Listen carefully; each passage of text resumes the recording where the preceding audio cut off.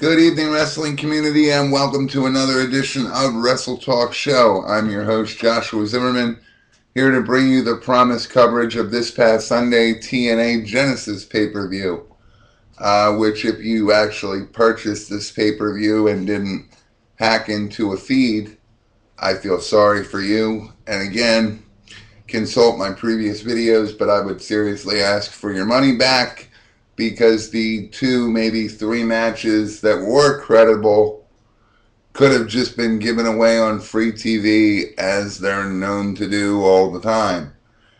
First match starts at 8:05, Jay Lethal versus Kazarian for the X Division title. Kazarian wins after an 11-minute match with a reverse tombstone to become the X Division champion. After 8 minutes of interviews/video packages leading up to the Madison Rayne and Mickie James match to come for the Knockouts title, Mickie James climbs the top rope, waited for Rayne to stand, and executed a perfect Fez press to Rayne.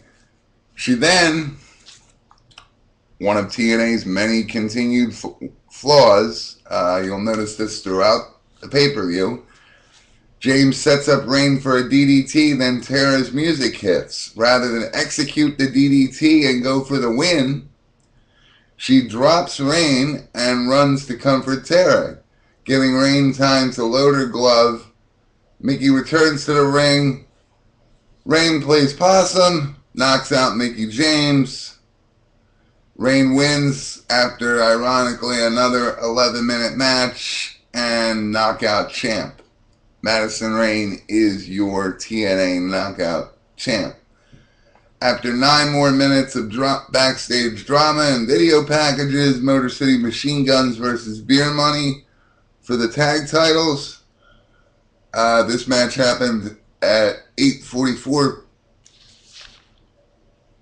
about 44 minutes into the pay-per-view.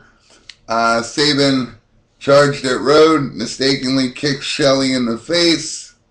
Roode takes advantage, rolls up Shelley with a grip on his tights, gains the 3 count. Money wins after 18 minutes. Not bad for a tag team match to get 18 minutes, but it just goes downhill from here, folks.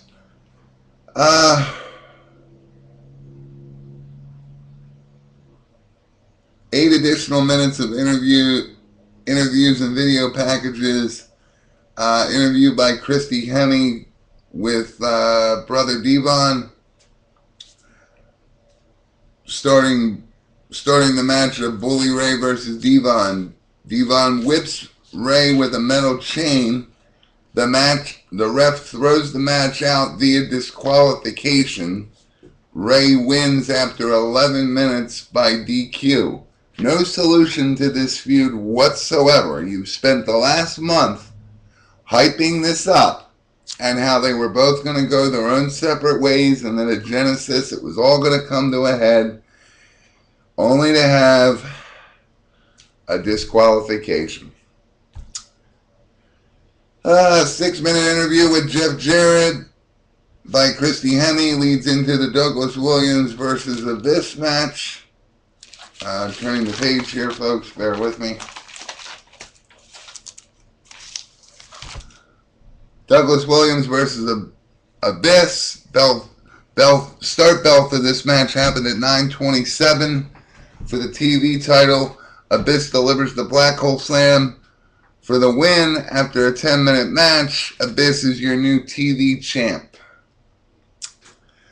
5 minutes of RVD and Eric Bischoff talking about RVD's mystery opponent. RVD finds out that it's none other than Matt Hardy. Hell, one might be going to jail, so one Hardy goes, one Hardy comes in, but this Hardy is in no physical shape to wrestle. I don't care what his physical condition is. Yes, he might have a legitimate intestinal issue, but the man was rusty in the ring. The match is sluggish. Are you serious? Matt delivers the twist of hate to get the 3 count, which I was under the assumption was Brother Jeff's move after 12 minutes. Again, Hardy looked sluggish, and they basically threw one to Matt Hardy to debut him, which was a piss-poor way to do it. Matt Hardy did not look good. Somehow, the 90-day no-compete clause, I guess, is over, or he found a way around it. 8 minutes of, again, 8 minutes of Christy Hemme interviewing Kurt Angle. Angle takes shots that if Jeff Jarrett doesn't know how good of shape he's in, he should ask his wife, who Jeff Jarrett's current wife is Kurt Angle's ex-wife. Leads into Jarrett versus Angle. The bell starts this match at 10:02 p.m. Ref again throws out the match because it was no longer an MMA exhibition match and was ruled a no contest. Thank you, TNA, for again another match with no conclusion. Nothing behind it, just sucked. Sorry, but it did.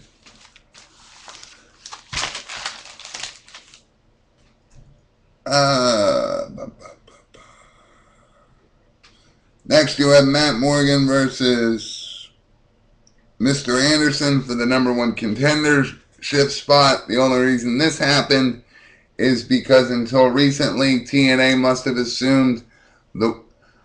have wanted to plan for the worst with Jeff Hardy, and well, you'll find out what happens next. This #1 contender match starts at 10:22 p.m. Anderson gives Morgan an inside cradle for the pin. Out of nowhere, Anderson wins after 15 minutes. And again, just in case Hardy goes to jail. And this was proven by the last match of the night, Jeff Hardy versus new #1 contender, Mr. Anderson, for the TNA World Heavyweight title. Jeff Hardy comes out in typical Jeff Hardy style, cocky with a cigarette in his mouth. Match started at 10:44 p.m. Hardy tries for a twist of fate, but is countered with a mic check by Anderson. Anderson wins the TNA World Heavyweight title in just 9 minutes of wrestling.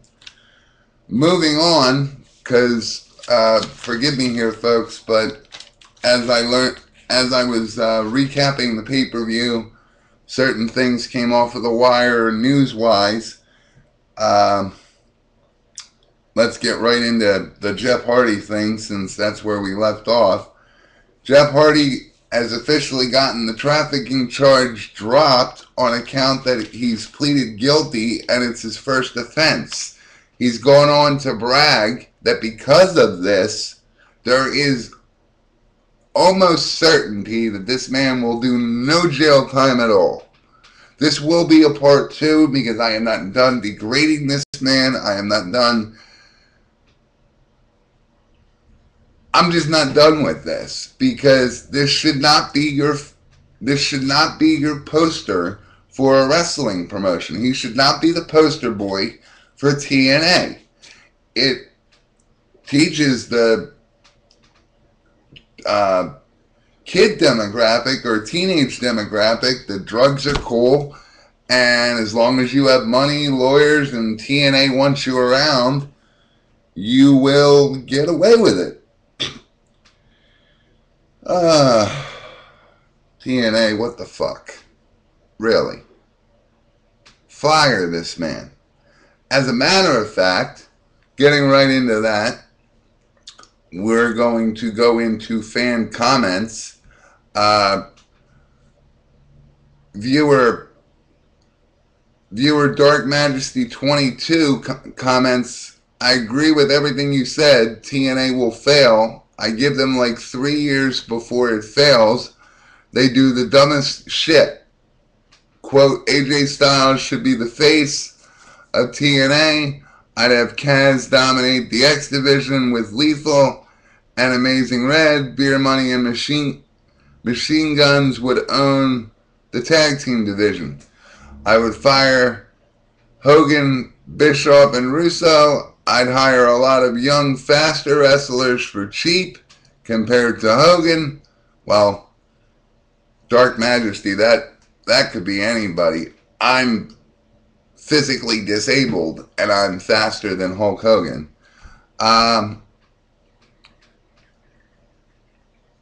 Fire Abyss, too, for being so sloppy. The angle with the Pope is annoying. Rob Terry would replace Abyss as my powerhouse. Homicide and Daniels must be rehired. Bring back LAX to help with the tag team division. Keep Jeff Hardy with the heavyweights. Now, there I think you're wrong because, again, Jeff Hardy should not be whatsoever, whether he's in WWE, TNA, ROH, CZW, CWE. Hell, I wouldn't even want him when CWE kicks off. This man should not be rewarded for drug use, blatant disregard for the law, and basically throwing a finger to the justice system and the fans, to all of us who know and think he should go to jail, by saying, because it's my first offense, I'm not going to get any time at all. Just so I can say I did it, just a recap. Genesis, what was that? That was nothing. You bring back Kurt Angle, who was your strongest asset before he left, only to have a feud that would have been good if sold right. When you end it in a no contest, what does it solve? The Bully Ray and Devon match. Disqualification. When you spent the entire month building it up. What sense does it make to hype it if you're just going to DQ it and there's no solution? Answer, this means that TNA will spend the next month going back to all these old storylines, and we'll have to sit through Genesis 2.0 at the next pay-per-view. In wrestling news, David Arquette in rehab for depression and alcohol abuse. Rumors that he was seen at a strip club, which I don't think is a big deal considering he's estranged from his wife, Courtney Cox Arquette. So what the hell? Mexican promotion Lucha Libre USA appears to be gone completely. Mike Adamle this week received a DUI. Paul Orndorff announces that he has cancer. And stay tuned for part 2 of Genesis recap and the week in professional wrestling, along with television ratings, reviews, and my rant is yet to come. All this and more in part 2. Thanks for watching, guys. Stay tuned. Part 2 to follow immediately.